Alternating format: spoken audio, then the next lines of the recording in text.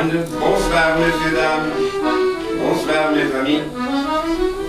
Wir freuen uns, dass Sie uns begleiten in die dunklen Gassen von Paris Mitte des 15. Jahrhunderts, Beginn der Renaissance. Dass Sie uns begleiten in das Milieu der Vaganten, der Diebe, der Renegaten, der Cotillers. Dass Sie mit uns eintauchen in eine Zeit, in der einer dieser Desperados, nämlich der Dichter François Villon, seine Katharsis herauszuschreien vermochte, unter dem Motto, welches er einmal als Fazit nach der Verkündigung des Todesurteils schrieb. Ich bin Franzose, was mir gar nicht passt. Geboren zu Paris, was da bei Pontoise liegt.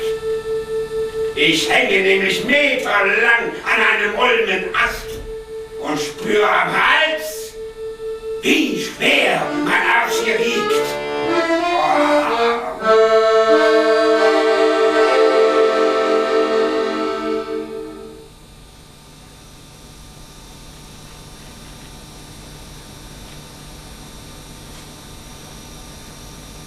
Die Ballade für den Hausgebrauch im Winter.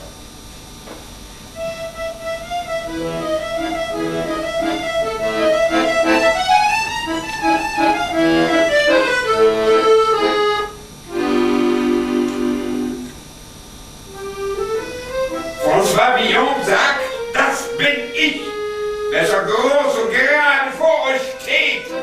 Seht, in seinen Augen spiegeln sich alle Dinge umgedreht.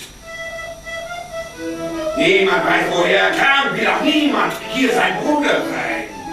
Als er sich den Wind zur Wohnung nahm und ins Bett den kalten Stein, hat er seine Heimat satt gehabt. Wollte lieber sein, ein Waisenkind so zerfetzt und abgeschabt wie im Herbst die Bäume singt. Wenn ich eure Huld jetzt will, Bettelpack im Hospital. Und auch niemand, manchen Abend still euch um euren Wein bestahl. Hier neben sind wir alle gleich, Kavalier und Schinderknecht. Jeder Rauch bekümmert gleich seinen Tobak und verträgt ihn schlecht. Hängt zu guter Letzt ja eine Larve in das Gesicht. Alles, was an ihm natürlich war, stolz zu Asche. In dem trüben Licht. Aber François, der sagt, auch der Nebel tut euch nichts. Wenn der Wind den Schnee zusammenjagt, brauen wir uns ein Glühwein fix. Denn mit diesem Stoff im Bauch fängt die Welt erst richtig an. Und die Weiber sagen es auch, besser zwei als einen Mann.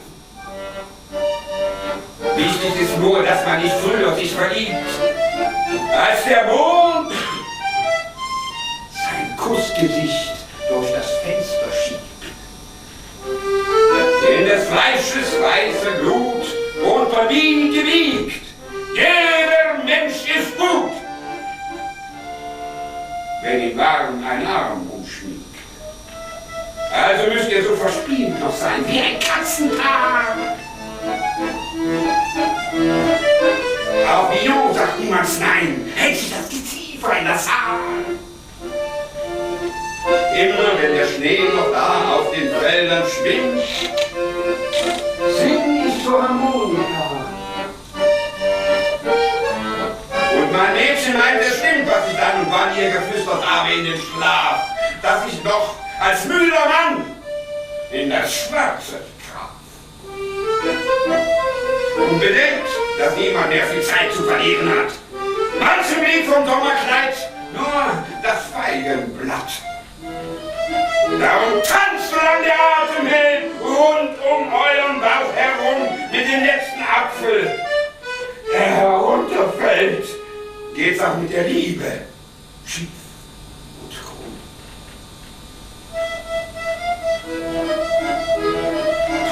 sollt ihr euch dann an Villon die zerfetzte Nase fegen und mit seinem neuesten Song fleißig das Gebiss bewegen.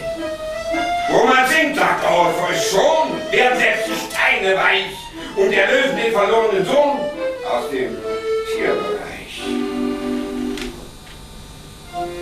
Auch Villon hat oft mit Tränen nur seinen Bauch genährt, doch er denkt an diese Tour kaum zurück noch, wenn der Tag sich jährt. Viele Höllen muss er noch erleben, ehe die Freiheit kam. Und sie lief nicht so einfach nebenher, als er sie in die Arme nahm. Mit den Jahren freilich wird das Blut auch bei ihm so nass und kalt. Und dann hängt er seinen Hut an den nächsten Ast im Brett.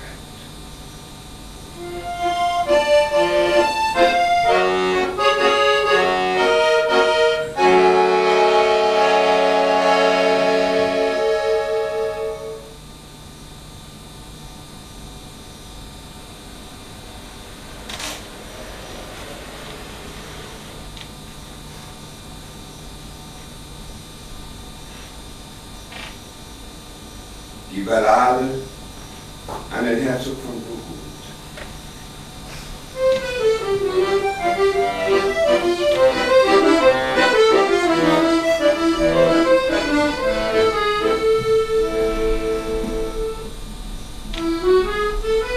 Mein sehr verehrter Landesherr, zuvor ergebenen Gruß. Ich bin zwar kein berühmter Moor, kein Kardinal und kein Minister oder so, ich heiße kurz Villon. Bin unbeweigt. Was allerdings nicht heißt, dass sich kein Weib an mir mehr reibt, wenn ihr so ist, nach solchem Zeitvertreib. Ansonsten bin ich froh, wenn mir kein Pastor, dem von meiner Seele juckt, auf die polierten Stiebel spuckt. Nun hat nach einer kleinen Sauferei am Hafen unten jemand ein Geschrei und seinen Hut gemacht, der flog ihm wohl vom Kopf. Und aus der Scheide auch zugleich das Schwert. Tja, da hab ich mich eben Not gewehrt. Mir war er auch nicht wert, der Tropf. Nun soll ich hier in diesem Affenstall den Lohn empfangen für den Sündenfall. Der Affenstall an sich, ja, der stand mich nicht allzu sehr. Nur das ist widerlich, dass man kein Geld im Beutel hat. Ich hänge sozusagen in der Luft. Werde hin und her gebufft wie ein verschrobenes Brombeerblatt. Kurzum, mein Herr, es liegt in deiner Macht, wenn der Villon, mein lieber, lacht. Ich habe nie bei armen Leuten angeklopft, mir oft genug mit Wind das Maul gestopft. Du aber, Herr, müssen Sie Ehre schon zu schätzen wissen, dachte so an 30 Pfund in Gold. Ich zahle natürlich, wenn mich Gott gesund aus diesem Loch entlässt und mir der Gendarm mich um den Lohn nicht noch betrügt, das Doppelte zurück.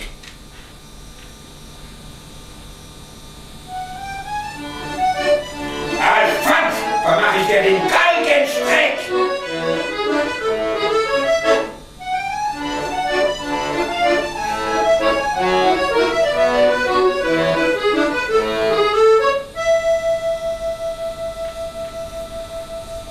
Notwendige Nachschrift. Was alles unternimmt man nicht, wenn vieles schief und noch viel schiefer geht. Es reicht bei mir nicht für einen Dreier, nicht und in der Finsternis gerät mir kein Gebet. Doch wenn du glaubst, verehrter Fürstenbass, es macht mir Spaß, um die paar Pfund dich anzuheulen wie ein Hund, dann bist du selber einer. Und obendrein noch ein Gemeiner.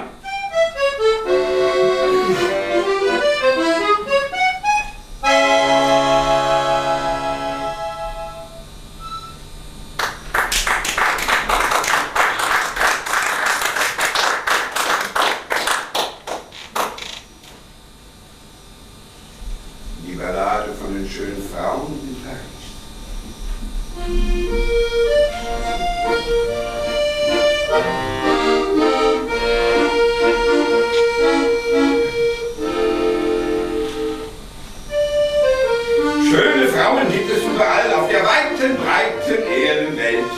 am Tiger oder Senegal, ob im Palast, im Zigeunerzelt, ob sie braun sind oder schwarz gebrannt, in Flandern oder Samarkand, Japanesen oder Negerwein, Ebenholz und Alabasterwein. Doch keine Frau auf Erden küsst so süß wie die schönen Frauen von Paris.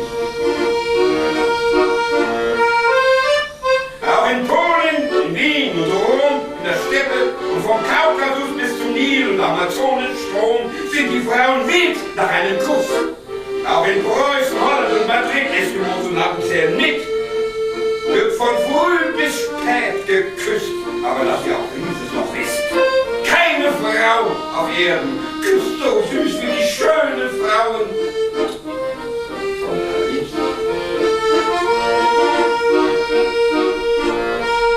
Selbst die Frauen im grauen Altertum, Königin von Saba, Niobe, Dalila, Astarte und der Ruhm der Lycinde, Sappho, Candace, Helena, Lakmé und Potiphar. Ja, Helena Lakmé muss alles verblassen und ins Nichts zergehen wie der Schnee vom letzten Jahr. Denn das Wort, das bleibt bestehen. Keine Frau auf Erden küsst so süß wie die schöne Frau von Paris.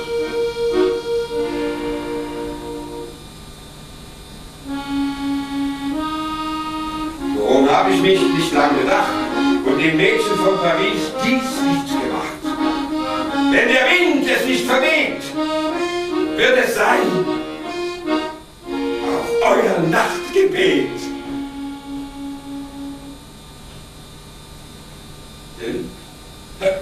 Denn keine Frau auf Erden küsst so süß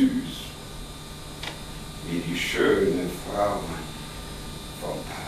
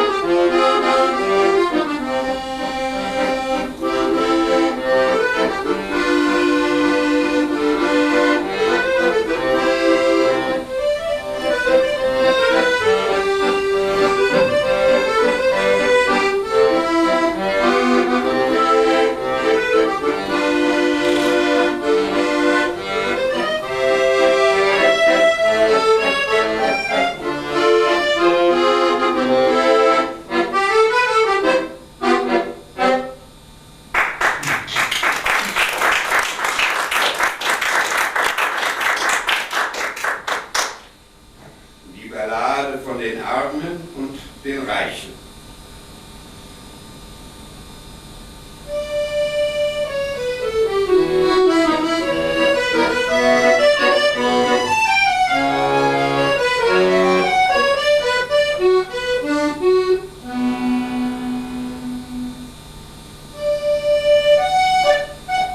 Als Lazarus eins in der Affen hocken musste, den Leib von Eiterschweren ganz entstellt, wer von den treuen Nachbarsleuten wusste, was Elend heißt.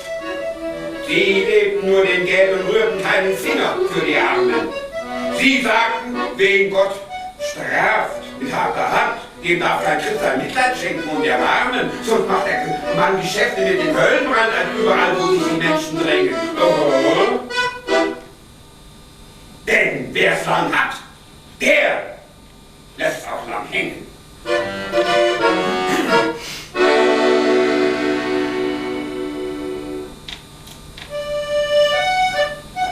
Sie wussten wohl, warum sie diesen Spruch herunterschlugen, diese Seelenfänger und Oberhäupter aller Kirchengänger. Sie standen bei den Armen nie in einem Wohlgeruch. Sie lagen bei den Weibern vorn, bei den Männern umgekehrt. Sie fraßen Fleisch und ließen ihre Schäflein fasten. Ich sah noch keinen Fürsten krank und abgezehrt. Sie dachten nie, sie soffen nur und pratzten und zogen, wenn es nicht langte, an den Glockensträngen.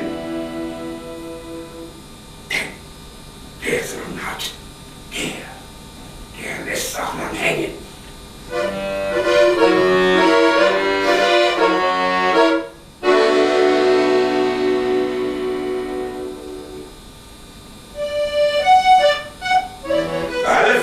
Woher ich denn das wisse, da ich doch nie die höhere Philosophie mit solchem Fleiß studierte, so wie Sie. Stattdessen aber in den schlimmsten Finsternissen hinunterstieg und mich den Satanas verschrieb für einen schwülen Besoninenreim. Ach ja, ich brachte manche lasterhaften Lieder heim von meinen oft sehr angenehmen Gängen. Als Schürzenjäger vagabund. Und die! Denn wer es lang hat, der lässt auch lang hängen.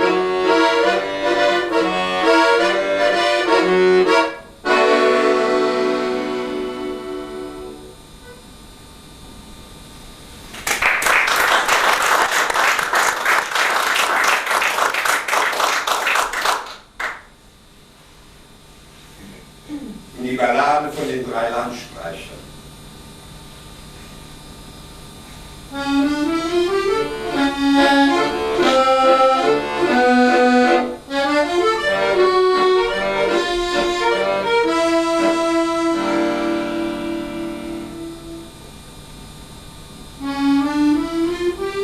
Sie kamen alle drei von Flandern her, der Jean, der Jacques und Nicolas. Der Pflaumenbaum warf keine Schatten mehr und auf dem Feld war schon der böse Winter da. Sie haben sich im Feld ein Feuer angemacht und, naja, weil gerade wer vorüberkam, ihn umgebracht.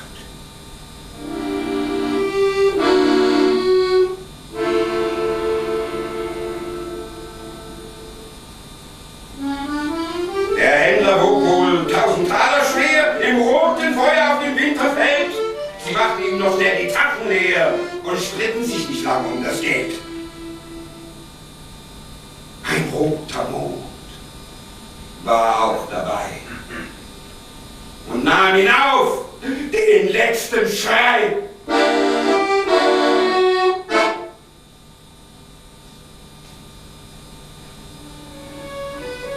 Das Eis zerschmolz und Jean und Jacques und Nicolas, die schmolzen auch in Glück und rotem Wein dahin. Sie wussten nicht, dass es der Mond war, welcher sah, wohin der Händler fiel und wer sich am Gewinn beteiligt hat. Es schien der Mond, die lange Nacht und hat es an den Tag gebracht.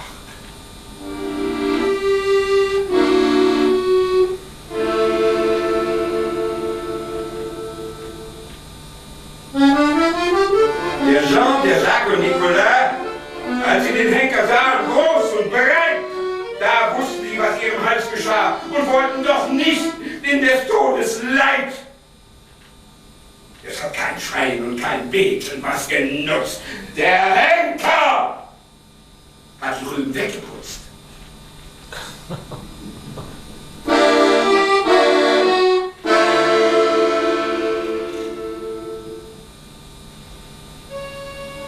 Und als der Mond darauf zum Ende kam, wuchs schon ein Baum ihm aus dem Leib heraus. Mit seinen schwarzen Armen nahm er sie hinunter in das Wurzelhaus, die drei geköpften Brüder da, den Jean, den Jacques und Nicolas.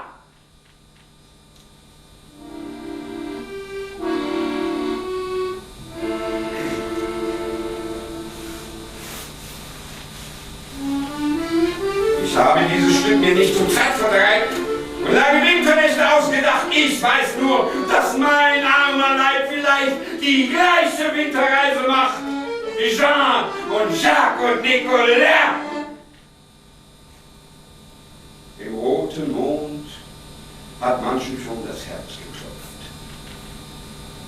Und wenn es niemand sah, hat er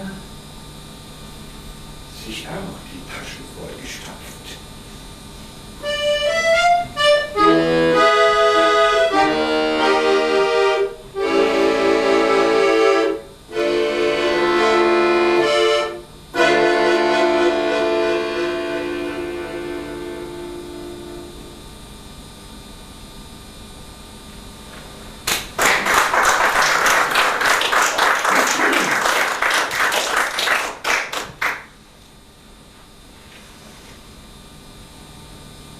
Die Ballade von den berühmten Frauen des Altertums.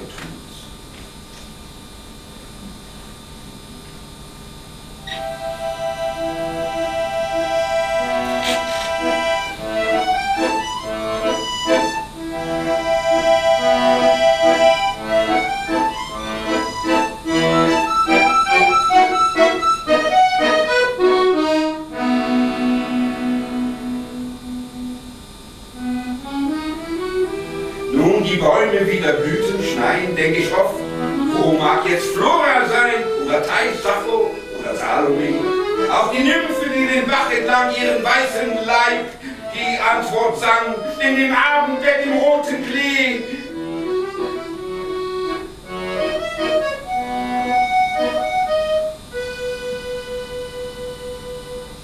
All die frohen Schäferstunden, wie der Schnee, sind sie dahin geschwunden. Manchmal denke ich oft darüber nach, ob sie braun war oder blond die Frau daran der fromme Abilat zerbrach und ein Büßer wurde, grau in grau. Wenn die Bäume wieder Blüten schneiden, welcher Stern mag jetzt ihr Bette sein? All die frohen Schäferstunden, wie der Schnee, sind sie dahin geschwunden. Könnte ich sie doch einmal wiedersehen, Blanca oder Jeanne, die Königin, einmal noch mit ihr durchs Kornfeld gehen, bis ich nimmer satt gesättigt bin. Ach, wohin ist es entflohen, das Reh, dass ich keine Spur mehr von ihm sehe? All die frohen Schäferstunden, wie der Schnee, sind sie dahin geschwunden.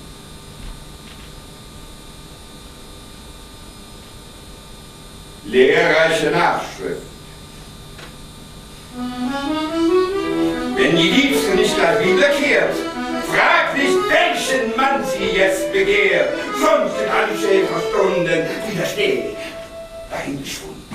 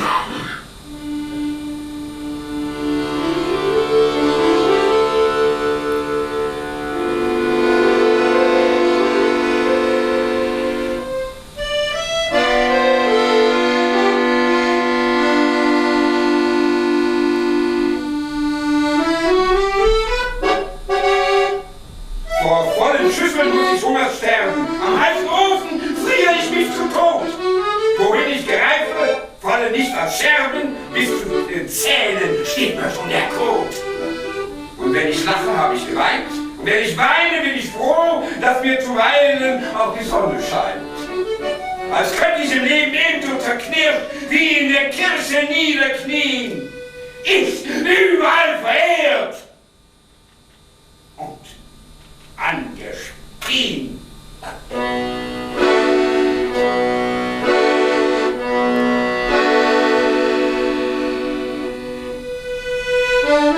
Nichts scheint mir sicher als das nie Gewisse, nicht sonnenklarer als die schwarze Nacht. Nur das ist mein, was ich betrifft, vermisse, und was ich liebte, habe ich umgebracht. Selbst wenn ich denke, dass ich schon gestern war, bin ich erst heute angereicht. Vor meinem Schädel ist das letzte Haar zu einem blanken Mond vereist. Ich habe kaum ein Feigenblatt, es anzuziehen. Ich, überall verehrt und angespien.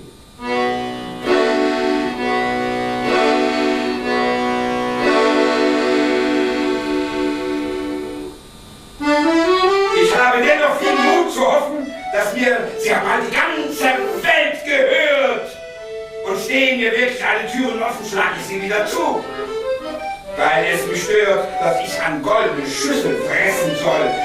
Die Würmer sind schon toll nach meinem Bauch. Ich bin mit Unglück bis zum Halse voll. Ich bleibe unter dem Holunderstrauch, auf den noch nie ein Stern hinunterschien.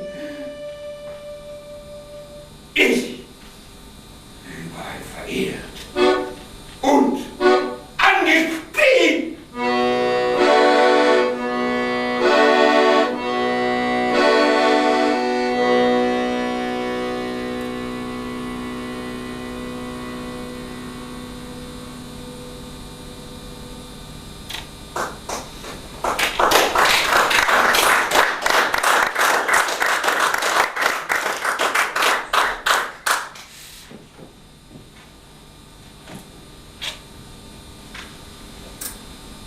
Die Ballade von den Lästerzungen.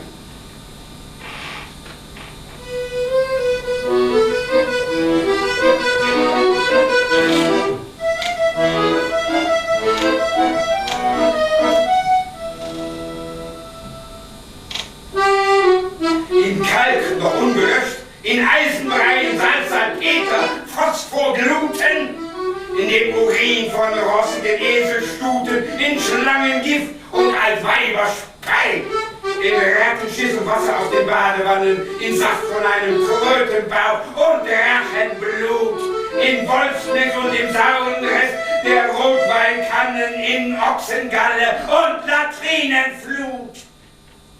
In diesem Saft soll man die Lästerzunge schmoren.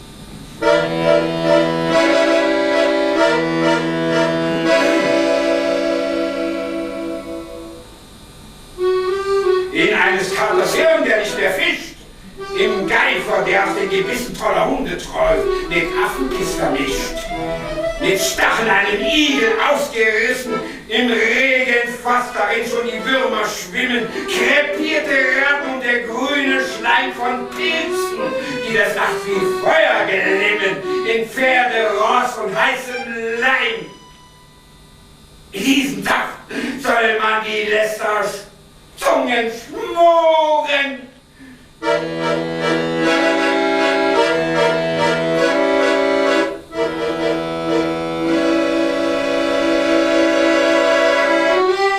In dem Gefäß drin alles reingerät, was so ein Medikus herausholt aus dem schweren Gedärm an Eiter und verbesserten Sekret. In Salben, die sie in den Schlitz schmieren, die Hurenmenschen, um sich kalt zu halten. In all den Schmodder, den die Lust zurücklässt, in den Spitzen und den Spalten. Wer hätte nicht durch solchen Scheißen durchgemusst? In diesem Saft soll man die Lästerzunge schmoren.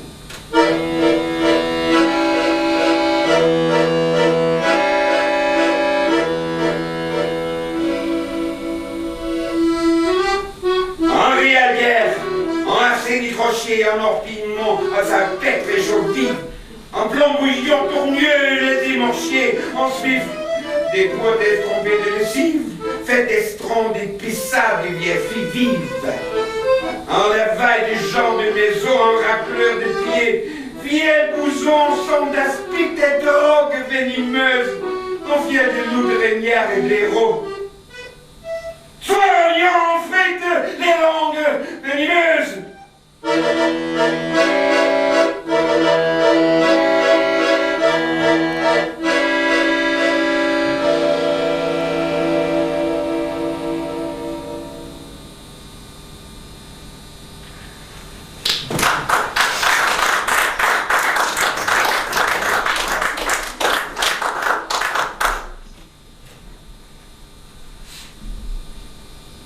Die Ballade vom angenehmen Leben auf dieser Welt.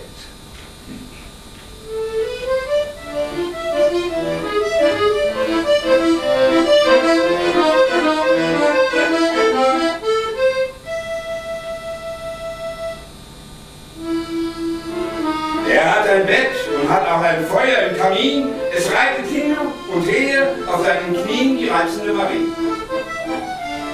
Von wegen jener Glut sind beide unbedeckt, wozu auch nicht. Der süße Wein, der hetzt und jagt ihr Blut zum letzten Schwung. Sie tut's mal nicht, denn in der Finsternis ist manches unbequem. Nur der lebt angenehm.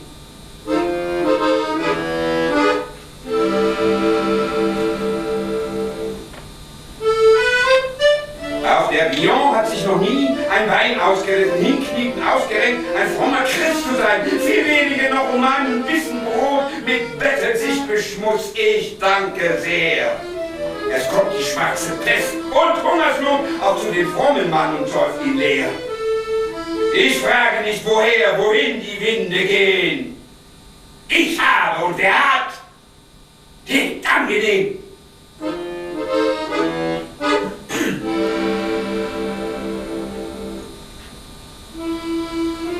Da lieg ich, wie ich bin, im hohen Gras und denke nichts anderes als das vom Baum nicht weit der Apfel fällt.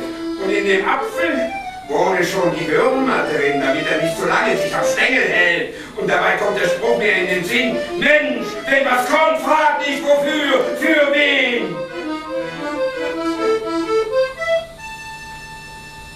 Du hast, und wer was hat, lebt angenehm.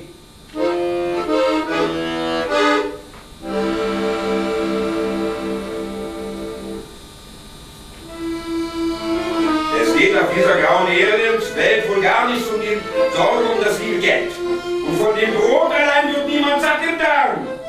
Doch wenn man Wildbrett hat und sich mit Wein den Schlauch anführt und hinterdrein noch ein vergnügtes Weibchen hält im Arm, für den kann diese Welt zugrunde gehen.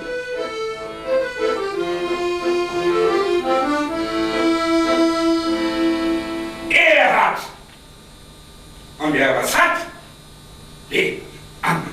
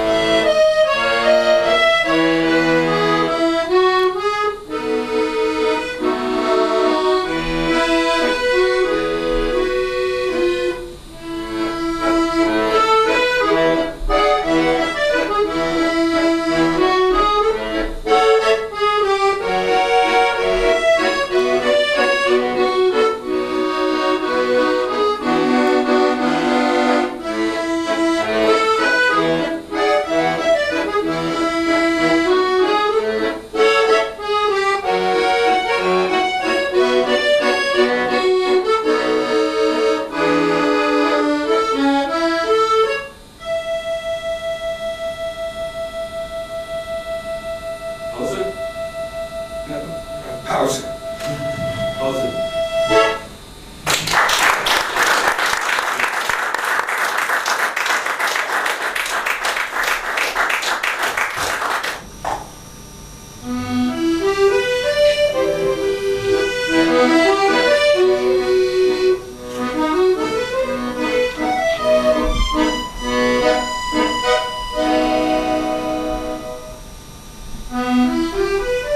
Ein Fisch, der oben schwimmt, riecht nicht mehr frisch. Und ist das Weib im Bett kein Marmelstein, von Kuckuckseiern weiß kein lässt rein. Wird auch der Mann zufrieden sein am Tisch. Die gute Zeit vergisst man in der schlechten. Ein Baum, der Gummi schwitzt, ist wurzelkrank. In jedem Haufen gibt es nicht die drei Gerechten. Und auch die Spötter sitzen nicht immer auf der gleichen Bank. Ich kenne alles, bis auf Punkt und Strich. Ich kenne nur einen nicht. Und der bin ich.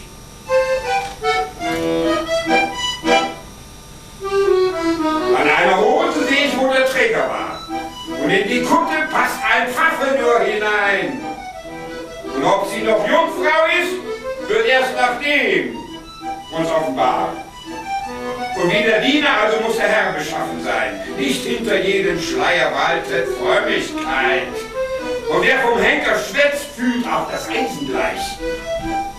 Oft kommen Hurensöhne ganz legal zum Thron. Und wer die Mutter freit, dem klagt die Tochter gleich ihr Leid. Ich kenne alles, bis auf Punkt und Strich. Ich kenne nur einen nicht. Und der bin ich.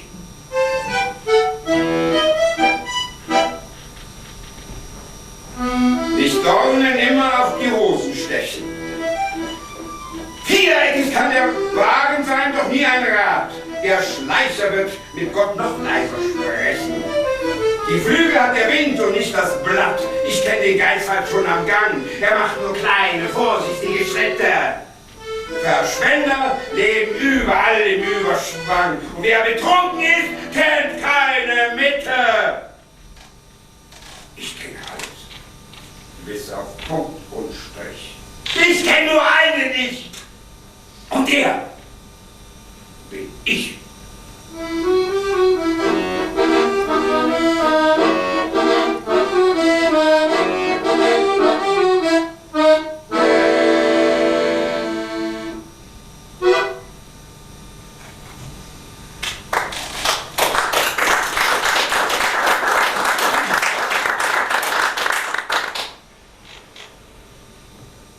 Die Sommerballade von der armen Luise.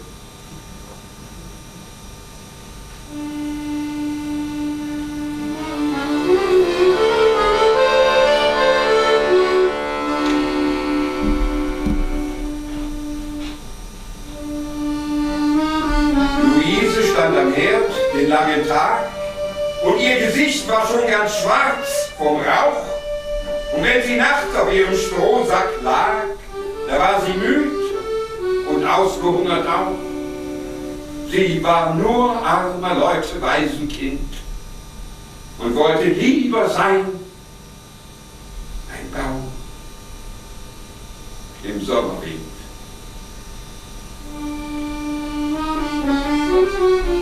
Und als ein Herr sie stehen sah am Herd, so schwarz vom Rauch verwandelt das Gesicht, war sie ihm trotzdem die Dukate wert, für eine Nacht.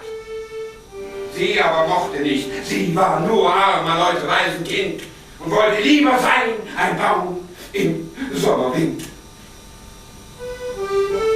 Da sagt ihr der Herr, dass sie ihm bald sein Weib möchte sein und ganz in Seiden gehen. Er habe auch ein schönes Schloss im Wald, doch würde sie nie wieder von ihm gehen.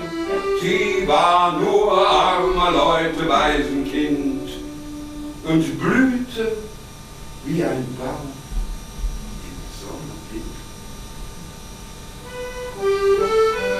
Und jetzt verstand sie auch, warum nicht Brot allein satt machen kann den Bauch.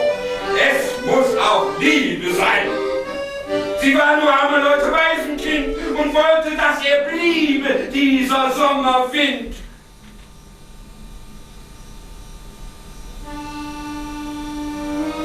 Der den hin mit Kriegsgeschrei und färbte in der Nacht den Himmel rot.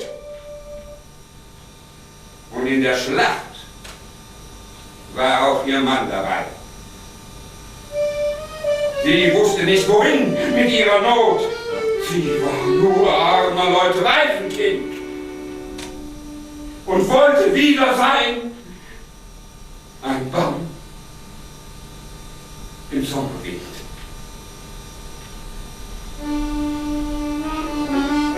Im Feld lag mancher Reiter schon verweht, die Blätter vom vergangenen Jahr. In ihrem Herzen drin war kein Gebet, nur wie der Schnee so weiß war jetzt ihr Haar. Sie war nur arme Leute, Waisenkind. Und hatte nur den einen Gott, den Sommerwind.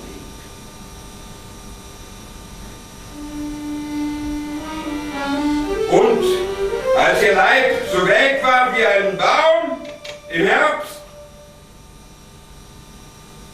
da ging sie in den Fluss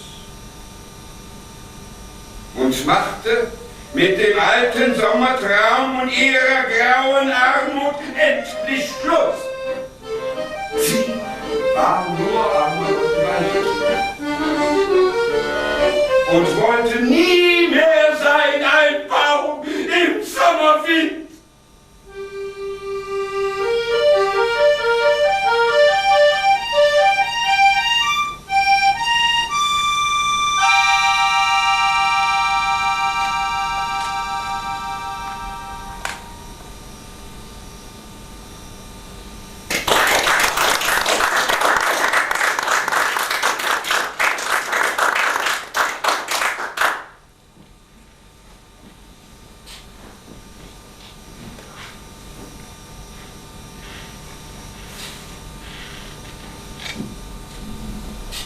Die Ballade von Guillaume und seiner dicken Margot.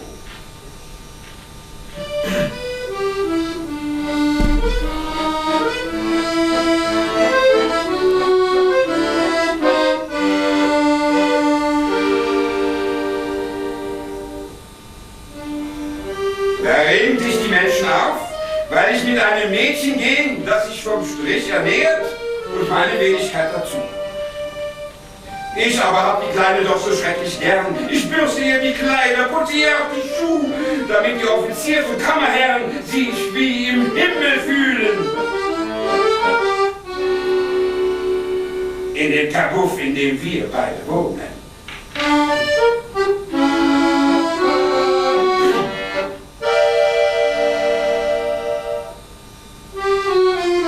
Ich bleibe immer vornehm und diskret und warte, bis die Kundschaft wieder geht.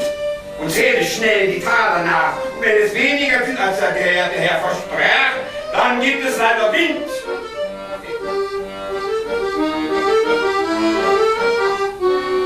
In dem Kabuff, in dem wir beide wohnen.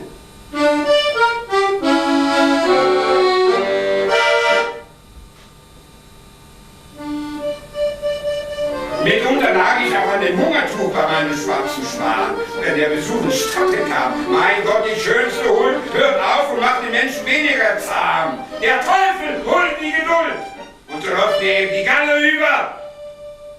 In dem Kabuff, in dem wir beide wohnen.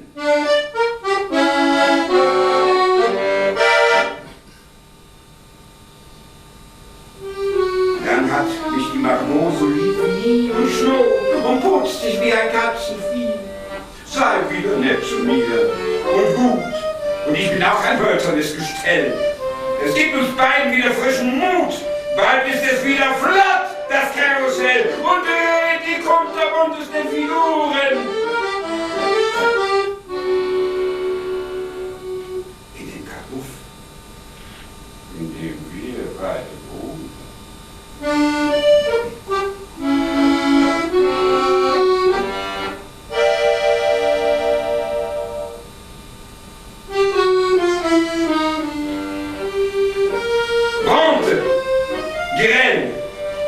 J'ai mon pain cuit, je suis paillard, la paillarde me suit.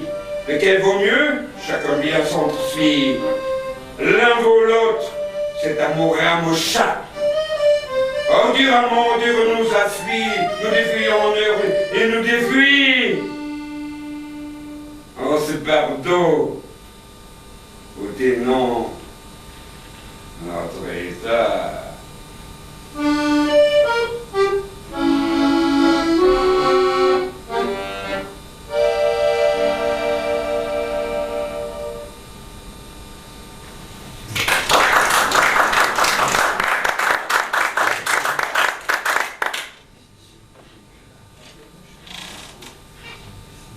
Die Ballade von der Selbsthilfe.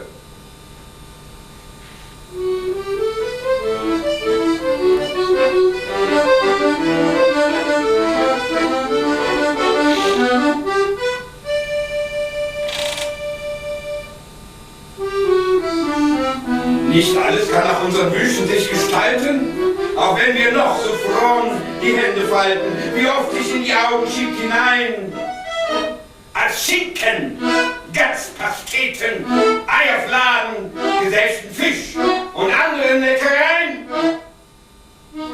Dazu braucht es nur 3 Schritte in den Laden. Wenn Geld vorhanden ist, doch hat man keins, verzichtet man und pfeift sich eins.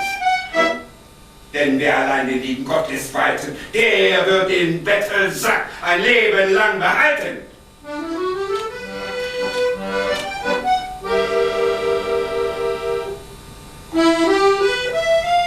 Vielleicht ist auch zur gleichen Frist das Seil schon eingeseift, sich um den Hals zu schlingen und pocht mit Spruch und Zugriff auf sein Teil. Nicht aber immer wird es ihm gelingen, man muss die Beine in die Hände nehmen und sich ein Stücklein weit in die Welt bewegen, meist bei Nacht hinein bequemen, sonst ist es um das Geld und uns selber schlecht bestellt. Denn wer allein den lieben Gott lässt walten, der wird den Bettelsack ein Leben lang behalten.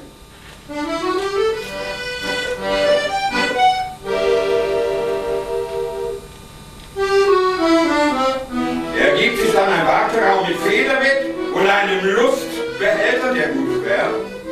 Und hat er sich, wie ich schon lange, gehärmt nach einem liebestollen Tanzduett, soll man einen Freudensprung alles wagen und besser 6 als nur das eine Mal die Nacht sich um die Ohren schlagen. Ein Hasenfuß, der bleibt bei seiner Qual. Denn wer allein den lieben Gott lässt walten, der wird den Bettelsack ein Leben lang behalten.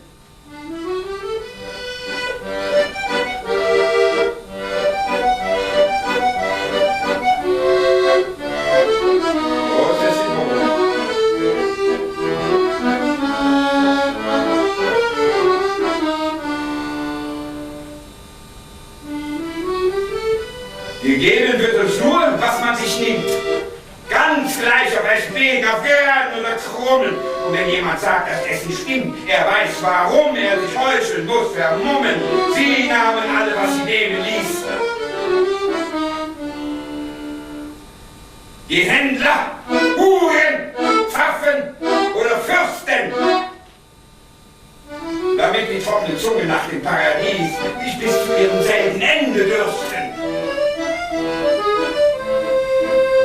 Denn wer allein den lieben Gott lässt walten, der wird den Bettelsack ein Leben lang behalten.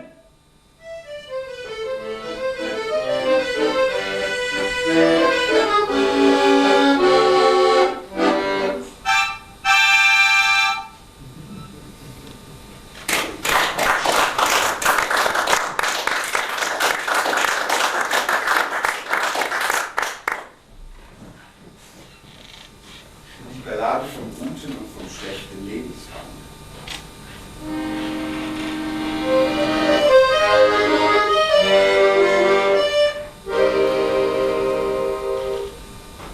Seid, was ihr wollt. Soldaten, Schuster, Opernsänger, Produktenhändler oder auch nur Hundefänger, ob ihr verlaust seid oder an der Börse spekuliert. Mit Haifischflossen, Negerschweiß und Kaffeebohnen, ob sich die geraden oder die krummen Wege lohnen. Nur wo ihr euer Geld verliert, bei Weibern, Wein und Kartenspiel, da wiegt ihr allesamt nicht viel.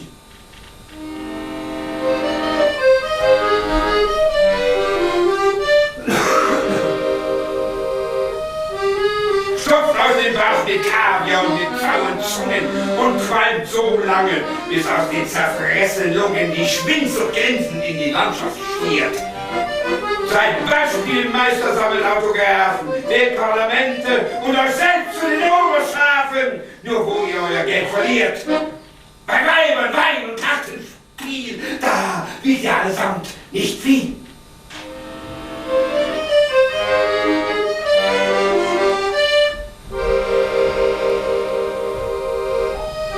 Von allen Mühlen kann euch nur der eigene Dalles retten. Und wer nicht hat, sein Haupt darauf zu betten, kein Haus und auch kein Rock, wenn sie ihn im Winter friert, der fühlt, wie schwer die armen Knochen wiegen, wenn sie verfault bei Aas und Maden liegen und denkt, wer jetzt die Lust verliert, der wo bei Weibern Wein und Kartenspiel nicht einen Pottenstiel.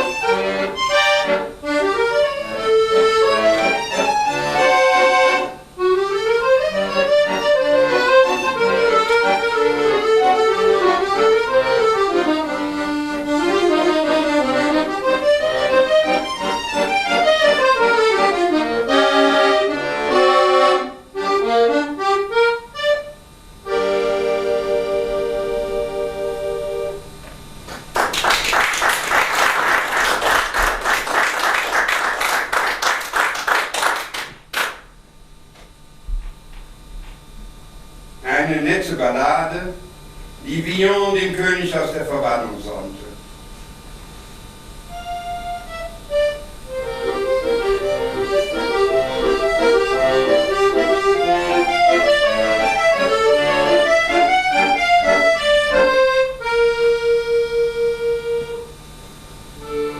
Ich, François Villon, ein Dichter und Vagant, Franzose und verwandt aus seinem Vaterland, mich kitzelt der Geruch der großen Stadt.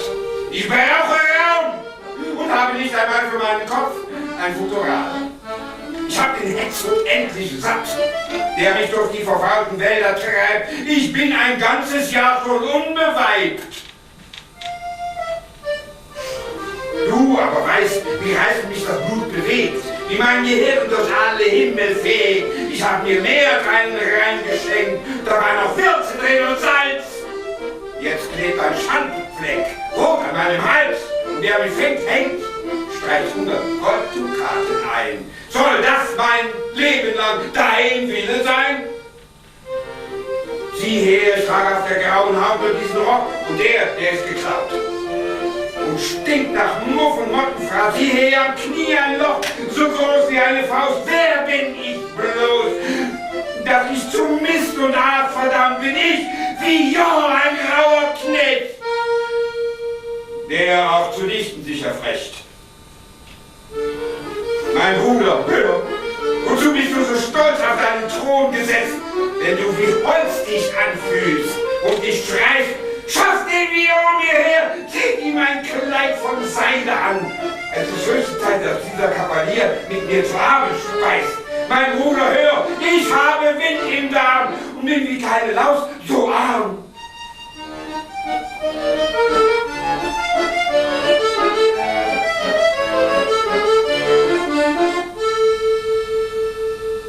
Untertänigste Nachschrift. Auch so ein König neigt zuweilen sich zu seinen Untertanen herab und denkt wie ich, dass alle Menschen, groß und klein, am Ende, ach ja, sollen Brüder sein.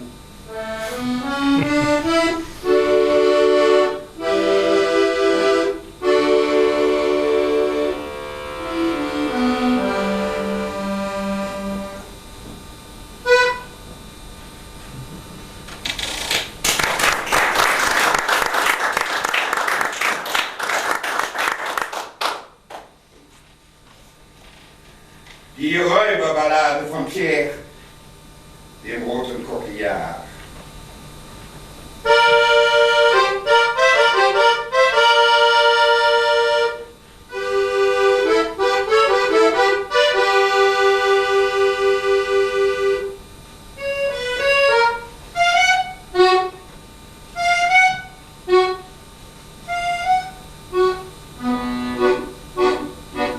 Mit seinem alten Hut, schief im Gesicht und mit dem Messer in dem Gürtel drin und auch nicht immer ganz im Gleichgewicht, das kann man den verfluchten Sinn.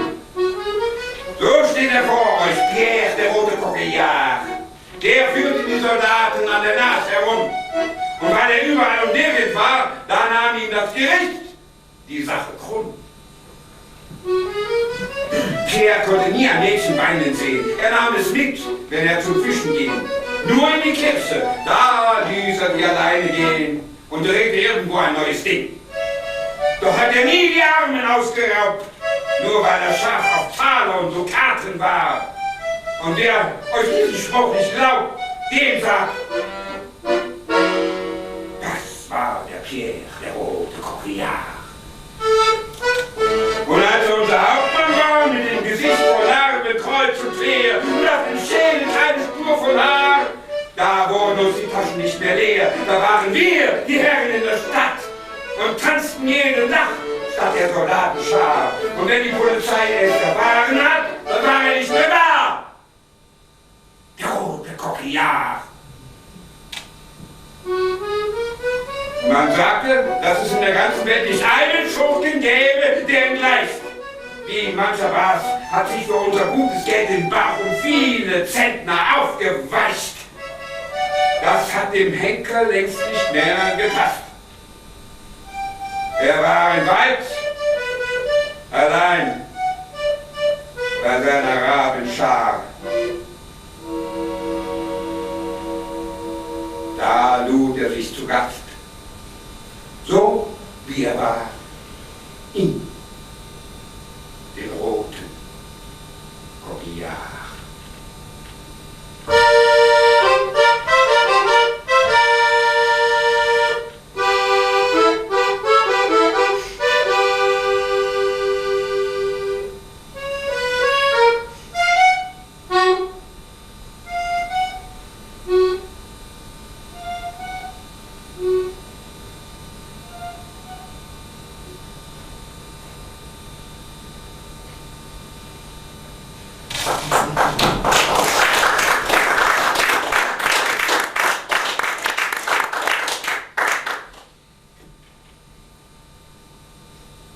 Notwendige Nachschrift, mein Begräbnis betreffend.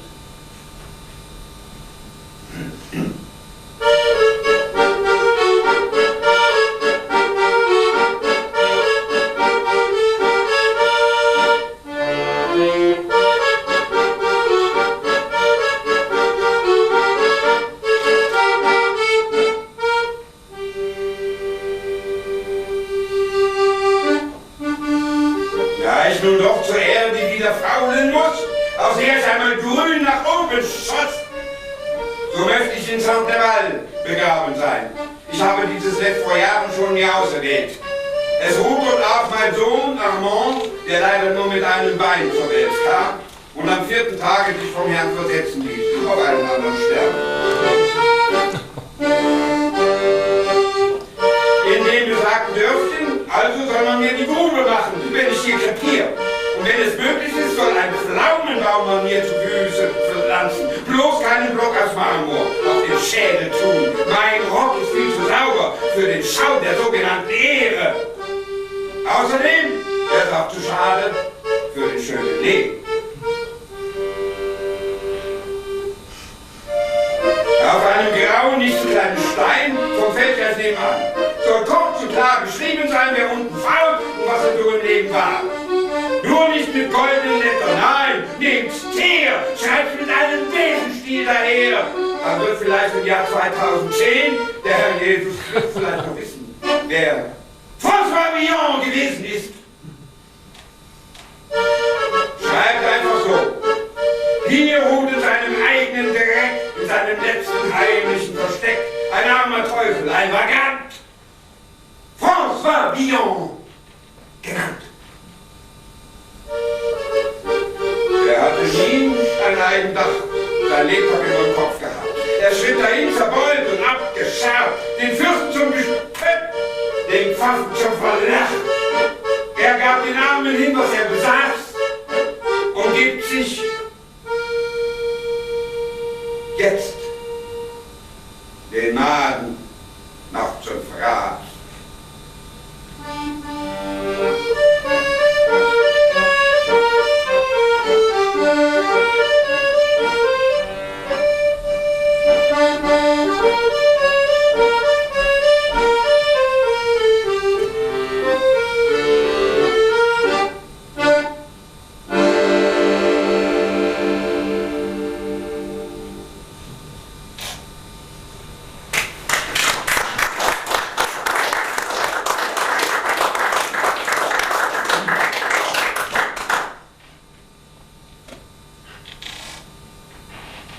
Grabinschrift von François Villon, besser bekannt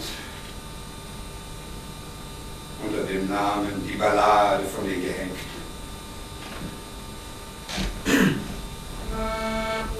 Ihr Menschenbrüder, die ihr nach uns lebt, wollt nicht, dass euer Herz von uns denkt. Wenn ihr in Mitleid für uns Arme bebt, Gott ehe euch einst seine Gnade schenkt. 5, 6 erblickt ihr, die man hier gehängt. Das Fleisch des Nahrung uns zu sehr gefallen ist längst verfault und von uns abgefallen. Wir Knochen bald zu Asch und Staub verrottet. Oh, wolle niemand unseres Leides spotten, doch bitte Gott, dass er verzeih uns allen.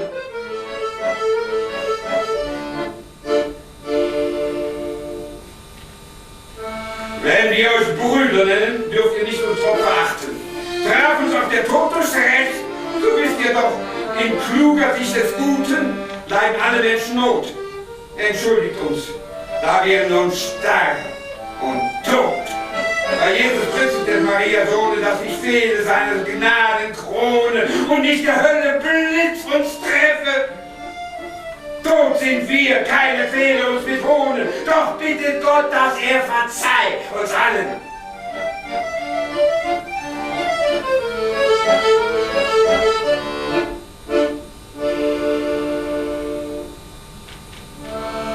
Frères humains qui après nous vivez, n'ayez le cœur contre nous endurci, car ce pilier de nouveau pauvres avez, Dieu en aura plutôt, ne vous merci.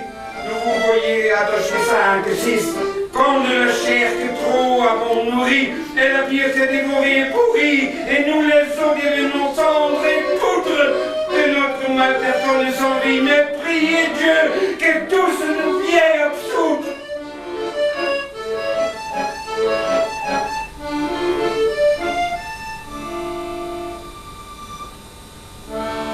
Ce frère, vous clamons, venons d'aimer avec des darins, que fûmes aussi par justice. Toutefois, vous savez que tous hommes n'ont pas bons enraciés. Excusez-nous, qui sommes aussi envers le Fils de la Vierge Marie, que sa grâce ne soit pour nous tarie. Nous préservons l'infernale voûte, Nous sommes morts à Menouari, mais priez Dieu que tous nous viennent absoudre.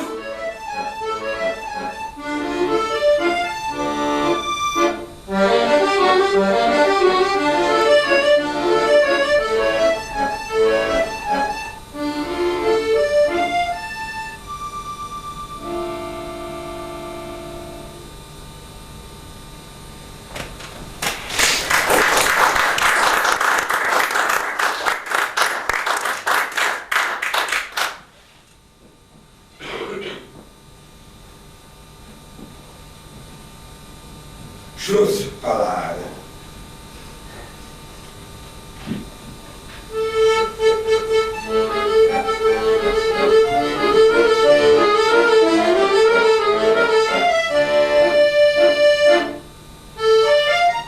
Hier schließt sich nun und geht zu End des armen Villon sein Testament.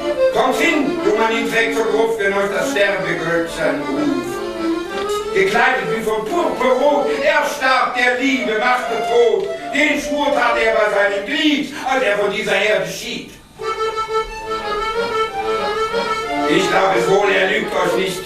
Denn fortgejagt wie einen Wicht hat seine Liebste ihn vollzogen. Also das Partei des Busches Dorn von Rossillon wächst bis hierher, an dem er sagt kein Lügen mehr. Nicht seines Wandels Pfennig, als er von dieser Erde ging. So ist, als kam des Todes Zeit, besaß er nur ein Lumpenkleid. Ja, noch in seiner Todesstunde stach Amos Stachel ihn bös und wund. Der Schärfe in den Leib zerriss, denn eines Widerhakens Biss. Verwunderlich sind solche Dinge, als er von dieser Erde ging. Prinz wie der Edelfalke fein, bis dass er in der Abschiedsstund tat einen Schluck vom roten Wein, als er verließ der Erde rund. Il est ainsi dément, comme mourir à boire qu'un baillon et plus à mourir malement, d'espoigner l'amour l'aiguillon, plus âgé que le grand guillon, d'un baudrier les fait sentir, c'est de quoi nous émerveillons, quand de ce monde vous partir. Peur, comme comète Mérion, sachez qu'il fit longtemps partir, entraîne-vous des vins morillons, quand de ce monde vous partir.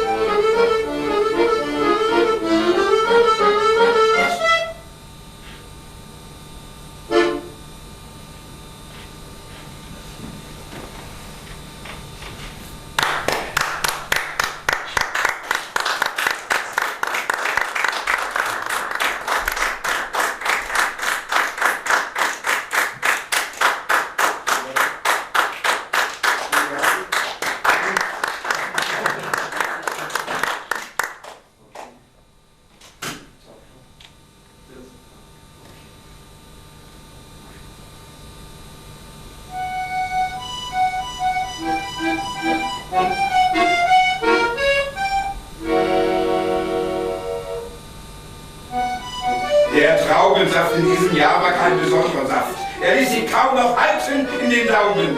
Er wollte heraus aus der Gefangenschaft. Und daran mussten bald zwei arme Schelme glauben, nachdem sie auch die Marseille von Orléans begriff, dass uns noch manches fehlte, um gut aufzuräumen, knüpfte sie sich das wieder auf und dieser Pfiff ließ alle Becher überschäumen. Sie soff mit meinem Bruder Michaudou, dem Tirlipin letzten dieser Sippe. Was sie sonst noch an Lämmern schor, das ging auf Kippe bis auf den letzten Kuffer zu. Der Traubensaft verdoppelte die Kräfte der Kundschaft.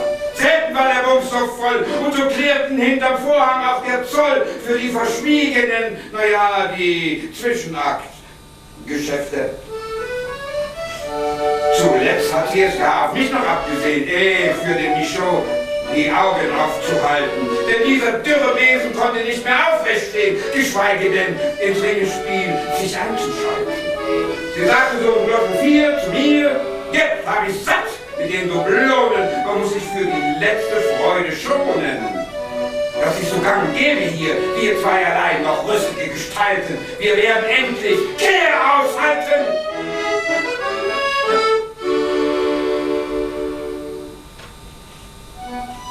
Man soll die Nacht nicht vor dem Morgen hin loben, denn dieser Traubensaft in unserem Blut begriff nicht mehr, was unten ist, was oben. Dann nahm der Schlaf den Rest in sein Hut. Halb lag Marseille bei mir und halb bei Michaudou. Der eine hatte Fleisch im Maul, der andere Haar. Nachts schnürte ihm zuletzt die Kehle zu. Die Jungfrau aber schwur, dass ich es war. Ach, vor Gericht, da liegt ein Weiberschwur so viel wie eine abgelaufene Uhr. Da war es aus mit mir, als Tapfer in der Traube, doch nicht mit der Marseille. Das falsche Luder blieb bis ans Ende dort, die muntere Turteltaube, und sagte nicht einmal zu mir, ich irrte mich, vergib. So wurde ich kuriert von diesem Traubensaft, der Lust verspricht und Kerkerhaft verschafft.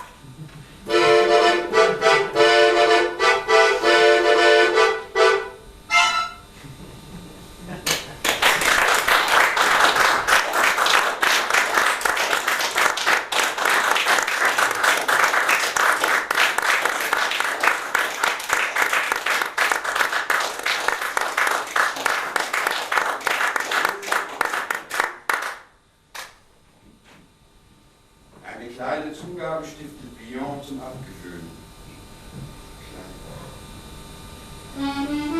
Ein schwarzer Efeu frisst sich tief in meine Wand hinein.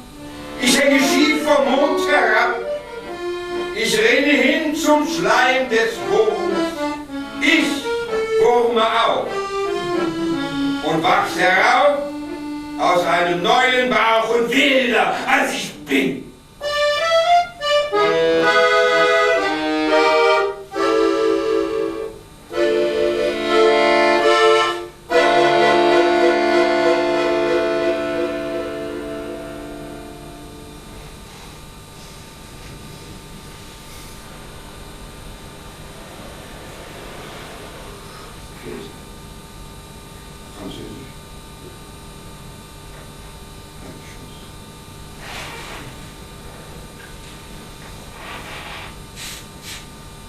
Je suis français, donc je me poise, né Paris comme ombré, pontoise, qui du cœur d'une toise, sur un mon col comme en pulpoise.